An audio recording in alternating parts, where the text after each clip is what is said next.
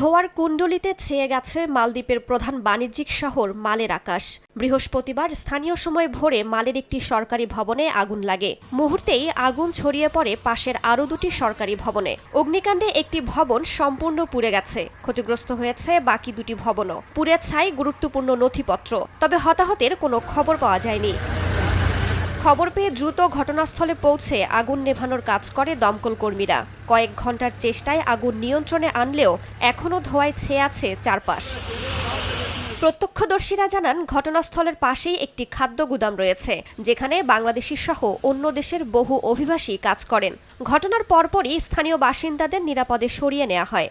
অবকাঠামো, আবাসন ও পরিবেশ মন্ত্রণালয়ের ভবনগুলো ক্ষতিগ্রস্ত হওয়ায় আপাতত বন্ধ রয়েছে সকল কার্যক্রম। কী কারণে আগুন লেগেছে তা এখনও জানা যায়নি। ঘটনা তদন্তে কাজ করছে পুলিশ।